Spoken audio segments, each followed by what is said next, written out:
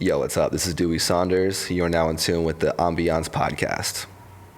What up, people? Welcome to Ambiance podcast, Saturday edition with my man Dewey Saunders sitting to the right of me. What's going on, man? How are you? Thank you for having me. I'm doing great. Like I told you a little bit off camera, I was excited to have you on because I'm a fan of your work, first off, but I want to get into the process of how your mind works when you're creating your art. And also, I love just how unique it is in a sense where you integrate so many different like aspects of art, right? Whether it's your collage, cutting and shaping that from print, or whether it's from your graphic design computerized. So what compels you to incorporate like so many different types of art within your projects? Well, good eye, first of all. Thank you. Definitely, I wouldn't say I'm like multidisciplinarian, but as a graphic designer, I definitely am moving through multiple mediums to get my point across and whatever the project dictates. So basically, I love an analog process, and I have like a fascination with vintage printed materials like magazines and old books. So I collect a lot of resources and scan them in and kind of like build up these archives and like data banks of images that I just go through for inspiration. So really I'm like looking at all kinds of stuff from like the 40s all the way to the 80s, going through National Geographic's, Life magazines, and pulling a lot of inspiration from found imagery. So a lot of that will end up in my collage work, but a lot of it will also inform my design work, which I think you kind of had a good eye spotting that. So yeah, kind of whatever the project dictates is whatever approach I'll use. Like the Anderson Paak cover for Malibu is more like a paper collage style as opposed to like the Future cover that I did for The Wizard, which is more of like a heavy metal, punk rock aesthetic, which I use like photocopy like techniques for. So really like I like hands-on like techniques and using the computer as a tool to kind of put my ideas together, kind of like post in the process. But I'm definitely like always in Photoshop and kind of like working in an analog process within Photoshop too. So it's I just think there's a lot of warmth to the old printed matter that I like to bring in, like textures and. So obviously it's like on a case-by-case basis because you said like it depends on the project you're working on. Exactly. So how much freedom do you have when you work with artists? Like for example, on that like Malibu cover that you did, is it like Anderson or his team saying they want a certain look, or like is it like you just have the ability to kind of create it with your own experience? That's also dictated by the client as well. Sometimes they have a team that has a creative director that has a really strong vision for the project. And that was the case for Malibu. So they had a creative director named Corey Gomberg, who we worked really closely in unison for the whole campaign. So we did single covers, the album art, the packaging, tour posters, and basically it was a kind of a full integrated brand program in a way, like the whole campaign and rollout. So he kind of ideated and creative directed me as a designer, who then put everything together in real time and made it look the way it did. And it obviously it has to be like on theme, right, with whatever the project is. So basically we were listening to Malibu over and over again. You know, and pulling out imagery from the lyrics. Because Anderson's lyrics are so rich, we were like, okay, let's pull the actual imagery from that. And then we kind of approached it like it was this like 1970s like psychedelic rock record. Because in the gatefold, it's almost like a homage to Jimi Hendrix' Electric Ladyland, because he has all the chicks laid out and they're underwater and he's playing the piano. That's the gatefold of the album when you pull it out of the LP. So yeah, there was like a lot of like referential stuff going on and a lot of like high concept ideas going on. And that was one of the first times where I took the idea and we kind of ran with it, and it was a thread that ran throughout the whole campaign. Right. You know? Yeah, and I think that it's really dope that you get to communicate that through your art. It's kind of like telling a story, right? Which is essentially what you're doing. Definitely. It's almost like using collage as like illustration, or, you know, using the imagery to explain the narrative, and really to make the music come alive visually is the job. Like really taking the sounds and how to interpret them into a visual experience. Yeah, and you did an amazing job at that project, definitely too, because I feel like the imagery just matches the actual album so well. You know what I mean? Yeah, it's a subtle thing, because whenever I hear the music, the images kind of pop in my mind, and it's really like intertwined in a way where I couldn't really imagine it any other way. And I feel like the album cover looks like the music sounds, and that's really the goal for every cover that I work on, is for it to be almost like synesthesia, when you like mix up the senses. Like, it actually, the artwork is the music in a very intimate way. And it works that same way for the other covers that you do as well. Like, you're listening to the music and that inspires the art. Right. Yeah, most of the time. There are some cases with major profile artists where they cannot release any music. So I'll just kind of like tap into their previous catalog and really like channel the energy they're trying to go through with like the creative direction I'm provided. But it is really a case by case basis, and every project is different. But I love having the luxury of the artwork being informed by the music. I think it's important for me to like listen to it, live with it, soak in the music, and then translate that through my world. That's when your best work comes out, huh? When you're able to do that. Definitely, yeah. And, you know, it's funny because I love having great creative direction. Working with like a strong art director or a creative director makes me a stronger designer. So that also was a reason why it came out so tight, in my opinion. And sometimes artists want a lot of freedom, but for me, having the client say, do whatever you want, isn't really ideal. I'd really like to establish like a concept, and, you know, just like create the foundation and get on the same page as far as like what we're trying to say. Yeah, because it takes like a team to really bring that vision to life, right? It is great to have a whole team to do that. Sometimes, you know, we have to play several roles, but that's just how we like, you know, learn to do everything at once. Sometimes I play the role of creative director and designer.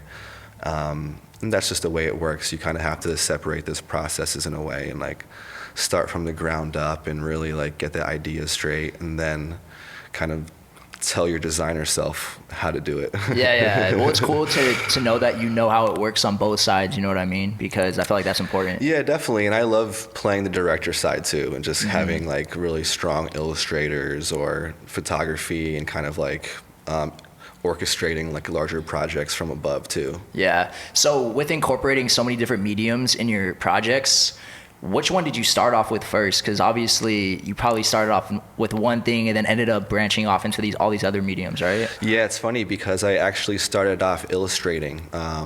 When I graduated college, I was doing a lot of like portraiture, really tight illustrations with pen and ink, and I would do stuff for different magazines like The New Yorker, and I was trying to get in Rolling Stone, but that was like my world. I was drawing like portraits of musicians and stuff. So over time, mixed media started to creep in, and I would like cover up drawings I didn't like with collage, and the immediacy of the collages I was making in my sketchbooks became like the prominent form for me, and I was just really thinking that it was a perfect medium for album covers.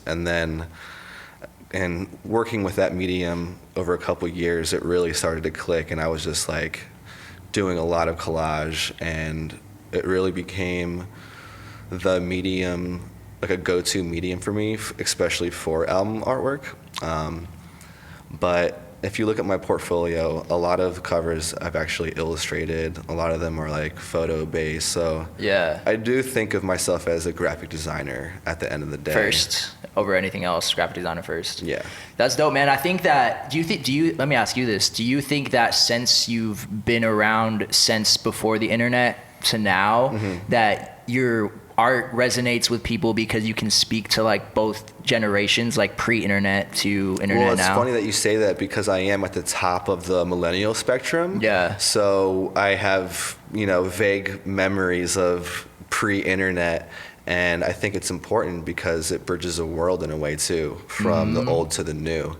And, one way to describe my work is like, I'm this like all-seeing eye that's like seeing all this media, and I'm really just like filtering it through my web, looking at all these images on the web and through all these books. And because I've existed in a pre-internet era, I do have like an emphasis on like books and printed material and like the analog processes that I kind of like remember, So I feel like I'm really inspired by the old school graphic designers who didn't have computers, and the choices they were making were so important. And I really try to consider the graphic design that I do to kind of like have that intentionality and decision making and make it like a fine art, Yeah, and there's a lot of nostalgia that your work brings up onto. Are you conscious of that as well? Like, are you trying to evoke nostalgic feelings? Definitely, yeah. It's like trying to evoke like a future nostalgia. I think that with collage, the thing that I love about it is you can juxtapose timelines so quickly. Like one image from, the 1900s and then another one from a recent photo shoot, and you can really like weave some interesting like timelines together, and it's just a really like infinite medium that I'm still like playing around with as far as like abstraction, and it can really like go as far as you want to take it. Yeah, for sure. And really it's like all about like the hand skills at the end of the day too. So a lot of the things I post are like handmade paper collages that I put together. I actually cut with an X-Acto blade, and I scan them in, and it's made by hand. And if it's not like composed by hand, the pieces are usually hand cut, and I'll just scan them in and put them together in Photoshop. So that's kind of like an analog way of working, and I think that it just preserves a lot of the texture and a lot of the like vintage kind of like aspects I'm going for. Yeah, 100%. Do you think that how time in like Vasive is that for you? Does that take a lot of time to cut everything by hand? Definitely, but I also think that like my hand cuts are better than like my cuts like in Photoshop would be. So yeah, it's like the best of both worlds, honestly. I get to preserve the cuts for like digital work, and then I use them for like an analog piece too that I'll have a handmade version of. Yeah, it adds so like a sense of like, I don't know, something that we're missing in today's society too, just the fact that it's made by hand, because everything is just so computer based nowadays that I feel like adding in an element of like physicalness and tangible just really is important, I think, Yeah, and there's nothing wrong with digital work whatsoever, but I feel like it is something that sets me apart a little bit, is by having this crazy library that I have access to 24/7. And it's almost like this infinite archive in a way that keeps growing, and a lot of my work is like self-referential, and I'm like creating this own world because I'm working with like this huge batch of materials that is almost like replicating still, because I keep collecting new stuff. Do you think there's going to be a world one day where there's no more print? That's an interesting thought. I hope not, but I feel like with the rise of ebooks and how people are just reading on tablets, it's interesting to think about. But on the same wave, there's almost like a return to form too. People are collecting vinyl again, and the warmth of that sonically is appreciated. So I think that people will be collecting magazines and books more, almost as like art pieces or collectibles in a way. Yeah, it's like more of a, like you said, a collectible thing rather than it is like a consumption thing, just because so many publications, whether it's newspapers or magazines, have just converted to mainly online publications that like I'd really hate to see that day where it's just all online, and it's gonna be hard for people like you to get your resources, you know what I mean, and make your art. If that were to come someday, I feel like, I don't know. Yeah, I feel like I have enough stuff to last me a lifetime. Oh, really? At this point. Just from how much you collected? Yeah, it's kind of ridiculous. But it's, you know, when you're passionate about something, there's just like no end to it. So yeah, eventually I will cut through it, and I do like collecting new material. So, you know, I feel like in the future there will be maybe more like curated, like used bookstores that are, it's not just like junk, it's like, you know, like cool books that someone kind of like curated and made them interesting to check out. Yeah. And it's like, you know, it's a study in history.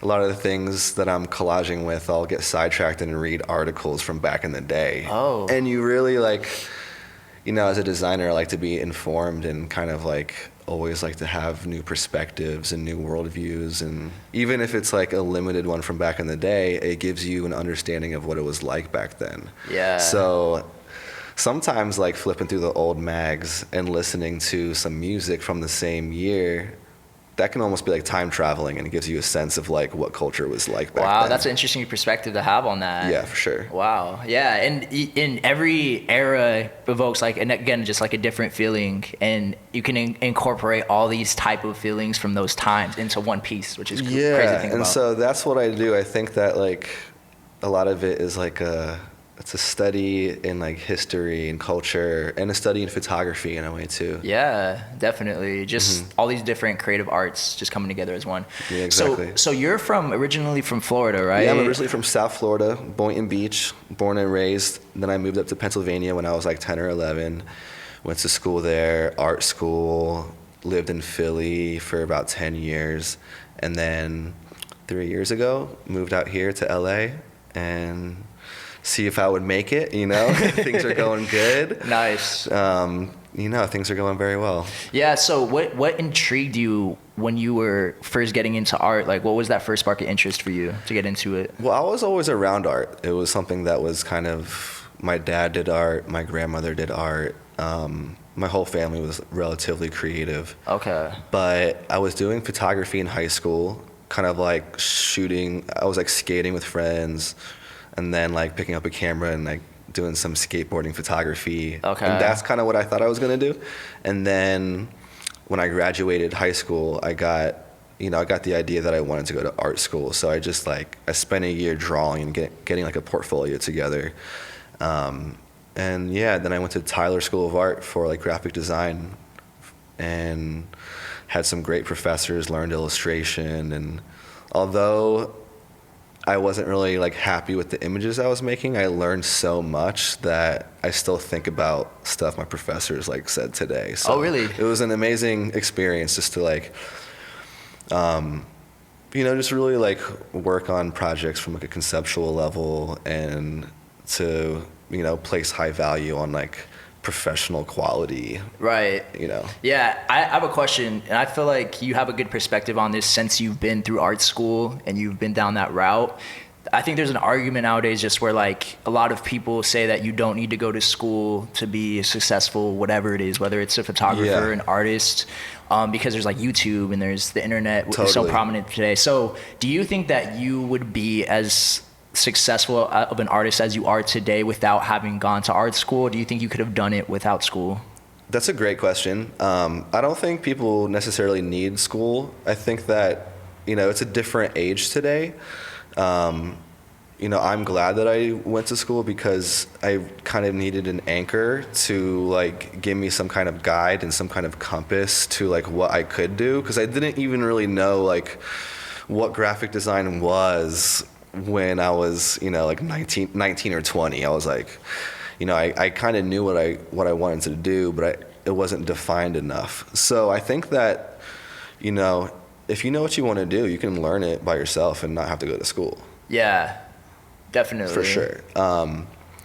With that being said, it's also a different landscape with schools in the pandemic. So I think a lot of things are going towards like an online virtual learning kind of thing, which is exciting because, you know, people like me and my peers can directly share, Skillshare and talk to to design kids that maybe don't have access to university and just want to study with somebody like me or one of my peers for a graphic design course. Yeah, and there's a lot more outlets now. Like maybe in the beginning, like it was before like YouTube and Google and things like this, like one of the only ways you could learn this kind of art is if you took a class for it, you know what I mean? But now it's like you have the resources to learn it on your own through these other avenues, right? Yeah, and it's really like, if you know what you want to do, that's already the biggest step. Really? It's like sometimes figuring out what you want is like the hardest thing. You That's know? true. Yeah, that's cool then, because you kind of dabbled into like different creative arts before you found your niche of like graphic design, right? Totally. And it's almost like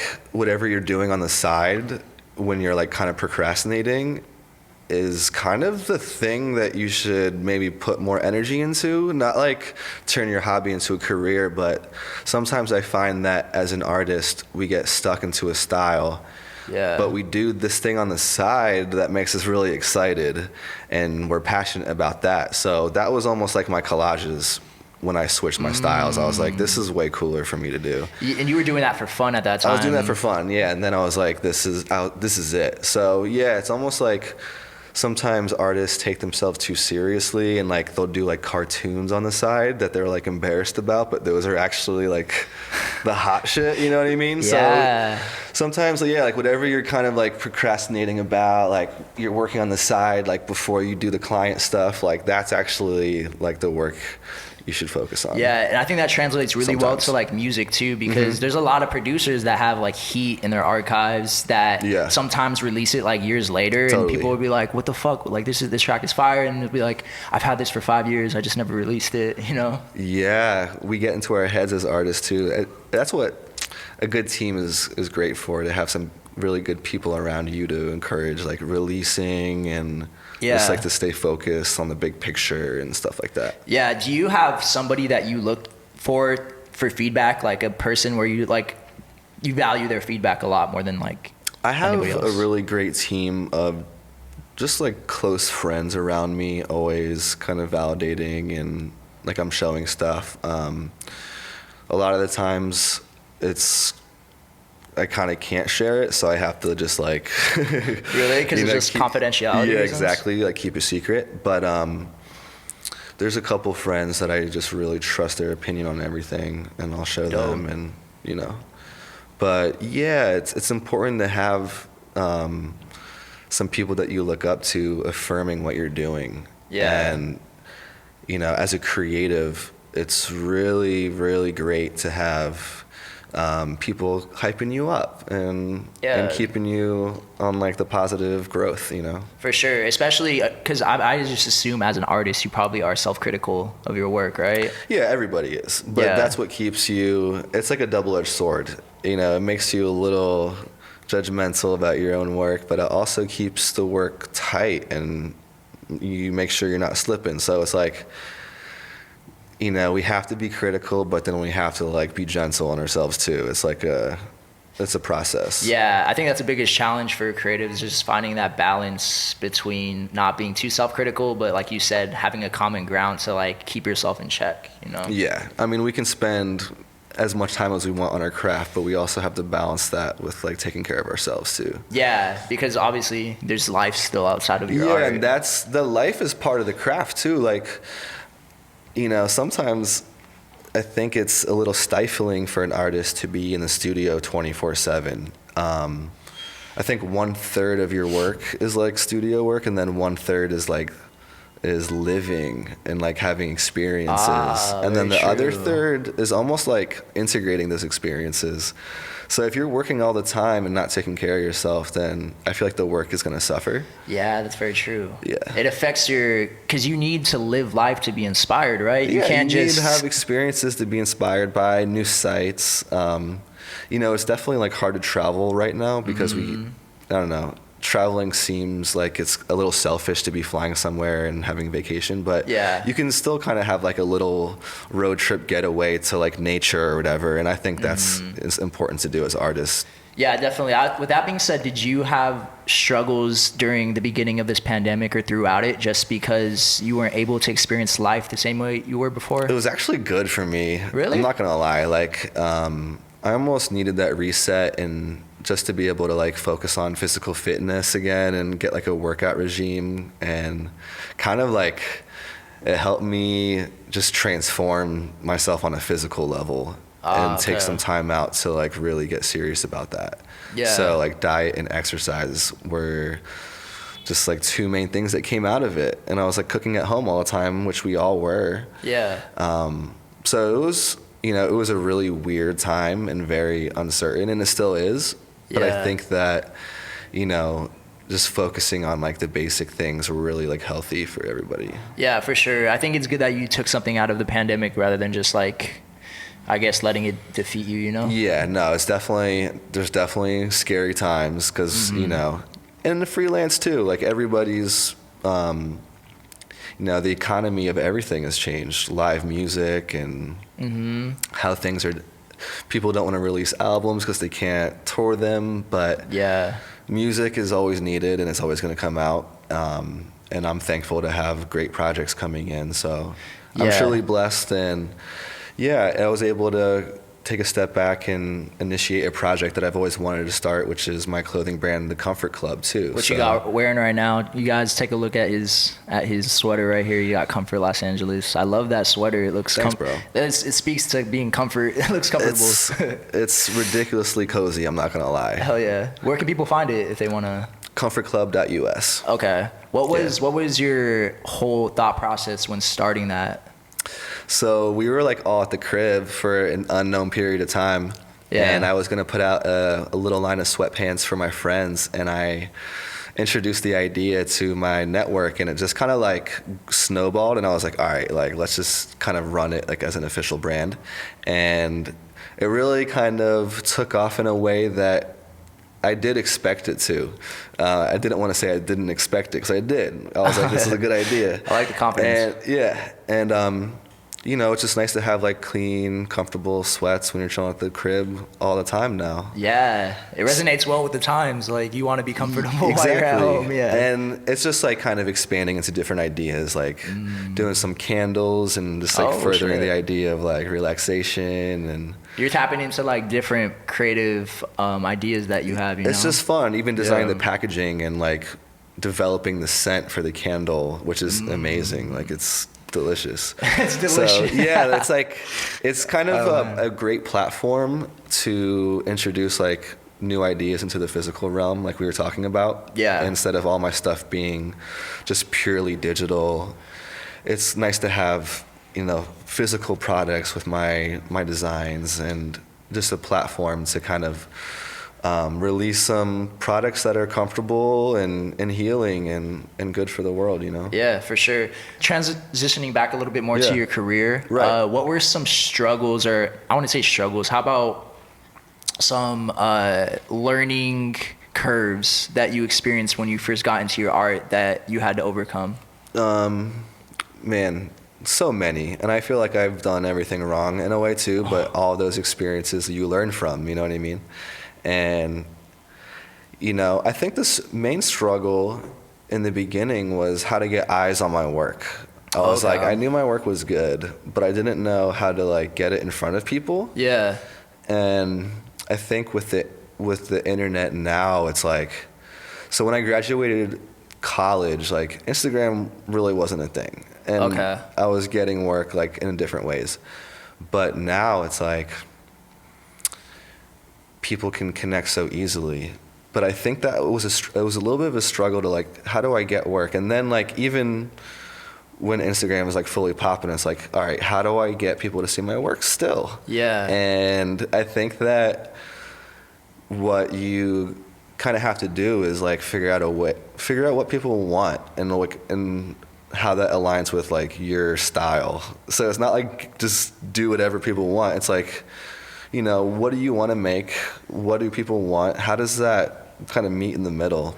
So I started a series of portraits of rappers called Pro Rap. And it was like almost made for Instagram in a way, because I was like tagging the rapper and almost like wanting them just to see the rest of my work. It was like a little like trick of like, here, like take this piece and then come check out the rest of my stuff. Yeah. and it worked. It I did? started doing everybody, and like Drake reposted, and Oh shit. Mac Tight. Miller, like rest in damn. peace. Like he RIP. put me on like originally, like Wow. and yeah, it was just amazing. So that kind of like also got Anderson Paak's attention. He was like, "Yo, can you do a drawing of me?" And I was like, "Hell yeah, let's run it." We did a flyer, and that turned into the Venice artwork. And so yeah, it's like one thing that you have to do is like kind of gracefully put yourself into the context you want to be working in. And there's no like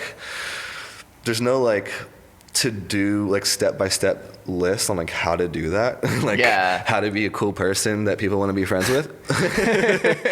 But it's like at the end of the day, it's not networking, it's making friends. Yeah. You That's know a good what I way to mean? put it. And, Your like, relationship building. Exactly, and maintaining the relationship and making it mutually beneficial. So it's like in the beginning, I'm not charging people $20,000 for a cover because that's not the relationship. It's like we're both at this smaller level. I'm helping you, you're helping me, and we're growing together. Yeah, that's very important, like nourishing the relationship too. And I had a guest, shout out to Ricky a couple episodes ago. Yeah, shout out to Ricky. You know Ricky Directs? Yeah. Yeah, shout out to Ricky, man. He was dope. The way his mind works is insane. But he talked about that, how just like out here, there's a lot of transactional relationships, especially like in Los Angeles. So it's important to nourish the ones that are valuable to you, right? Yeah, for sure. And shout out to Ricky. I actually owe him a phone call. We're about to work on a little personal project that he pitched to me. But yeah, it's definitely true. It's like, you know, I used to be almost like a lone wolf, and I didn't really want to collaborate because I kind of wanted like all the credit and accolades in a way, but that almost held me back for so many years. And now I'm like super collaborative. I love when it's a strong team. Like, let's just make like bigger projects and like more thorough, you know what I mean? Yeah, that's good that you came to that realization. Do you think that you have any other plans for like, because you've done like clothing and things like this, right? Do you have any other ideas for other types of like creative arts that you want to branch out into? Oh, the ideas are endless. Yeah, that's never been my problem. It's almost like figuring out what are the longer term projects and what are the shorter term projects. Okay. But scaling Comfort Club up to a brick and mortar with like almost like a couple different storefronts is definitely a goal. Also developing, actually, I'm not going to tell you about this project. This is top secret. But there are a lot of things that I kind of like systems I want to develop for like artists and stuff too. Systems for artists. Yeah. Okay. Just like resources so they can like they can learn and like download things and have access to actual files and actual like videos and things to like help them be better designers. That's dope. Kind of like, I'm not going to say masterclass, Almost but like a masterclass, yeah, something like that. Professor Saunders. Exactly. Teaching class, I love it. So you spoke on this a little bit earlier. I wanted to ask you like what your first big project or gig was. Was it when Anderson Paak kind of reached out to you about doing that project for Venice? Yeah, so when we were working on the artwork for like Venice, for instance, that was 2014, I'm gonna say. It was a really big deal for me. And Anderson was still a little underground. So we were still growing together. These were all breaks for me though, don't get me wrong. The Venice cover, it was amazing to see it come out. But I think the Malibu cover, when it came out when the album dropped in January 2016, that was a big break for me. But it was almost like a slow burning big break because it didn't like happen overnight. It was like over time, the album almost gained like this cultural classic notoriety, and the artwork became like this thing that people were talking about more and more as the years went on. So it's funny thinking back, it's 5 years old now, and people still haven't like stopped asking me about the cover and wanting to interview me about it and stuff. So it's interesting that it became this cultural piece of, you know, hip hop, R&B history, like LA history. And seeing that in retrospect, I was like, wow, like this has changed my life. Like, Did you know that making know. it? Did you know that like this could potentially change my well, yeah, life? that's why I wanted to work with Anderson from the jump. I was like listening to his music that he was making with Dumbfounded. Yeah. He was going by Breezy Lovejoy. I knew he was a star. I was like, I would love to work with both of these dudes, you know? So I was doing stuff for both of them. And we all knew Anderson was going to blow up. And we all wanted to help him do that. Yeah, you know? Exactly, for sure. So what type of feelings like did you have when you got that first big break? Like describe some of the like, were you more excited or were you more nervous? I remember them premiering the song "The Season" / "Carry Me" on Beats One, and excuse me. No, you're good. And it was just crazy. I was in Philly still, and you know, it was really a big deal for me and the team and everybody. And we were just hearing that song come out, and you know, Dre had given us a thumbs up on the artwork. I remember I was like, I seen like a screenshot. Anderson texted us. It was Dre, like dope art or whatever. Fire. I was just like, whoa. I was like, this is like real. I was like, Dre is behind all of this. I was like, this is insane. Mm-hmm. That's So an yeah, icon. like, you know, ever since 2016, I was like, this is just a new normal.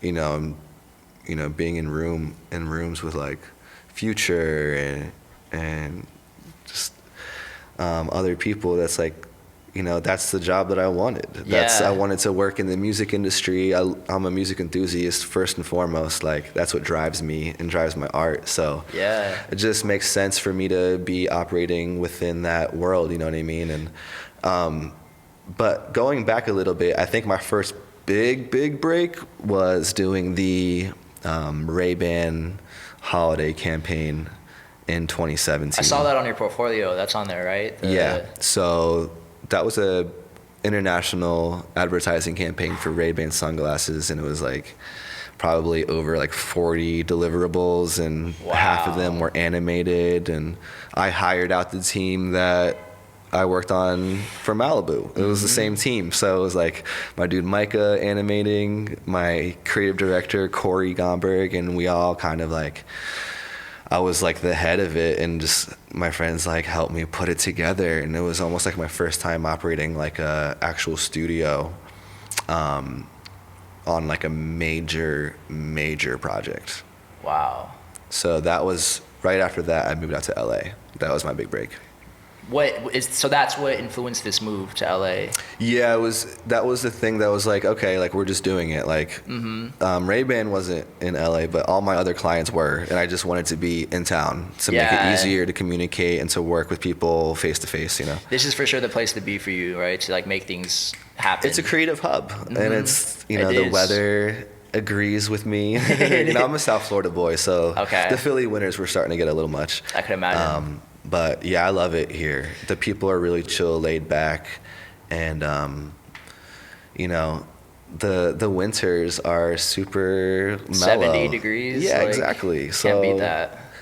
I really love it. It's a comfortable place to do my creative endeavors. For sure. You know, I love hearing this side of things, because in my day job that I do outside of this, I'm a digital marketer for brands. Okay. So I'm the one that like runs the images that you provide for like all the socials, all the ads and all that stuff. So it's really cool to hear like how the process goes on the other side of things. I'm like, hey, we need these assets, we need this and this, and like these type of dimensions. So like it's cool that to hear the other side of things, you know. Yeah, you know, it's a really great job. At the end of the day, I'm just blown away that I get to make art for a living and get to see it applied in all these different ways out in the real world. And you know, I actually have something for you. It's it's my last cover that I just got in the mail. It's a South African band, Seba Capstad, on Mellow Music, but the vinyl just came in, and just seeing it in person from my computer and in print, it's just the best part of the job. And to hear the music in advance too, it's just a really satisfying thing to do.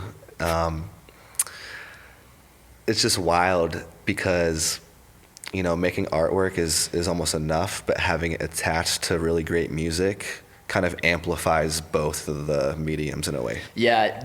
Are you you mentioned you're a big music enthusiast. Yeah. What specific realm is it hip hop that you are most passionate about? I grew up on hip hop. I started working in the hip hop world. I listen to hip hop all the time, but I'm really open to like older music, world music, Marvin Gaye, Sam Cooke, like soulful stuff, like samba, bossa nova, jazz, like psychedelic rock. Like I'm really like, if it's groovy, then I'm down with it. I love that. That's tight. Yeah. So it's dope that you get to do what you love, and you also get to do what you love for like the music you love too. It's like a double whammy. Yeah, it's truly a blessing. Damn, man. And you love what you do, right? Like obviously. Yeah, it makes me so passionate and gives me like so much energy to keep on doing it. It's almost like self-replicating. Yeah. What's next for you? Like, where do you want to see yourself? I don't want to say like in 5 or 10 years, but like what other plateaus do you want to reach? Well, I would like more eyes on my art, millions of eyes. Ooh. More album covers, gallery work, murals. Wow. I have a couple more ideas for clothing brands that are like different concepts. So kind of developing these like projects and platforms and just like growing each of them. Okay. But at the end of the day, I love doing album covers and just kind of expanding that practice and kind of turning the album covers into singles and music videos and whole rollouts, really just kind of developing the ideas into full fruition. Got you. Yeah, it's more like you said, okay, like having rollouts to tell a story almost. Yeah, exactly. Okay.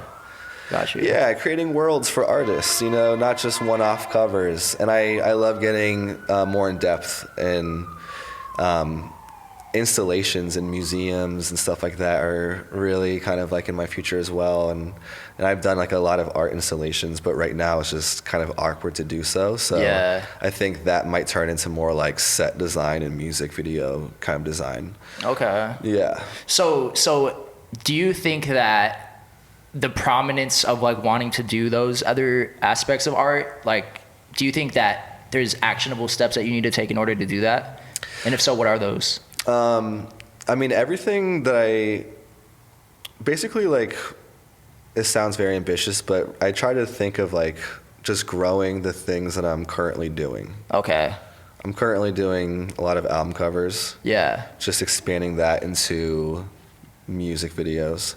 I'm currently doing a lot of like collage work, expanding that into animation. And then I'm currently doing a lot of merchandising and expanding that into doing more merchandising for different bands and different brands. Right. So like I kind of think of like not like jumping too far ahead, but just like growing what I'm doing and seeing how everything combines and like also like sticking to what is working, Yeah, because it's not broke, don't fix it. Doing like, these crazy album covers for dope ass music. Yeah. Yeah, and you love doing it too. Is there an artist out there that you want to work with that you haven't worked with yet? I mean, Kendrick Lamar is one of my favorite artists. I would love to do some more stuff with Anderson. I would love to do some stuff with SZA. Isaiah Rashad, that'd be great. TDE. Smino is like one of my favorite artists. I'd love to do stuff with him. Hell yeah. I just saw Buddy the other night. I think we're gonna do some stuff, and he's one of my faves too. So yeah, just whatever makes sense. Like I like the projects to align creatively and like spiritually in a way too. Yeah. Okay. Yeah, I think those are all like super obtainable things for you because everybody's one person away at the point where you're at right now, right? Yeah, exactly. I love it, man. So what is your creation process? I know I touched on this at the beginning. I want to talk about like how your mind works when you first get an idea. Like, do you write things down in your notes, or how's that creation process work for you? I think the creation process starts a little farther back than that. It's really kind of like listening to the music, flipping through different books, and almost like seeing what my eye is inspired by and like maybe pulling some images and stuff like that. And then it's like the concept will come out of those like looser feelings and moods. Then the concept will come out and I'll like sketch out the concept and thumbnails of like what I'm thinking. And then the process will be kind of like finding those exact images that I'm conjuring up. Gotcha. And tying them into the larger concept at hand, whatever that may be. And then, convincing the client that it's what they want. Just by like making it. Yeah, I don't say a lot with words. I really try to make the art that I'm delivering like undeniably good. So there's no like back and forth. Yeah, like it's gonna be so fire that you can't say. Yeah, exactly. It's gonna be so fire that you're just gonna be like, thank you. You know what I mean? Did you see that? There's like there's this meme that's going across Instagram that was just like the $500 client. He says like, oh, like my life is depending on this work. $50,000 clients like, thanks, money's in your account or something like that. Yeah, exactly. And it's just it's also it's a big thing to learn as a designer. It's like how to value your work and realize that it's very valuable, and that you're adding a lot of value to the artist's image, and really their image depends on the artwork. So I think that there is a bit more awareness in the industry now, but still there needs to be more value placed on the artwork and the creative, but that almost comes within the creative to realize their internal value. So yeah, that's true. I wonder if there's ever going to be like a creative union one day or something like that like I don't know. I think that would make sense, and maybe it would make sense just to have like a kind of like a league of people that are transparent about how they are operating in the industry and helping each other with resources. Yeah, I think that would be really useful for people, especially because there's no, as a freelancer, as a creative, there's not a lot of security, there's not a lot of backing for people, you know what I mean? I feel like every creative is kind of on their own. It's a wild, wild world out there, but there's things that you can do to protect yourself as a freelancer and to build, just build systems that work for yourself. What are some things that you can do to protect yourself? Well, I think that a lot of people have trouble getting paid, and they start doing work without getting any kind of deposit, which I would strongly advise against. At least get a 50% deposit before touching Photoshop. That's good to know. Yeah. So like creating contracts for yourself before. Creating contracts, invoices, just, systems that are professional and that make you seem like you're operating as a business. Got you. That's a great point to make. Yeah. Do you ever get into creative blocks? What do you do to get out of them? Definitely. I think that, just like kind of living life a little bit is a great way to get out of a creative block. Instead of trying to create and like forcing it, maybe like stepping away from the computer and like going to the park or, hitting the beach, doing something fun. Yeah, that's funny. That's funny you say that, because that's what Ricky said too as well. He was talking about like how you step away to come back to it and just live life. Yeah, like watch like an old classic movie you've never seen before. Listen to like an old jazz album you've never heard before, and just kind of like forget about everything else and teach yourself something new. Yeah, for sure. So, where can people find you on socials if they want to follow the rest of your journey? Dewey Saunders. On Twitter, Instagram, and it's my website too. DeweySaunders.com. Yeah. Okay, awesome. Any last words from you, man? Just stay cozy and keep it creative. Stay cozy, keep it creative. Is that the mission statement at Comfort LA? Yeah, exactly. I love it, bro. All right, well, I appreciate you coming on. This was fun. Yeah, I appreciate you providing a lot of value to everybody, and for sure. Excited to continue to watch your journey. Thank you for having me. Of course. Appreciate it. From Ambiance, Levi, Dewey Saunders, we out. Cheers. Peace.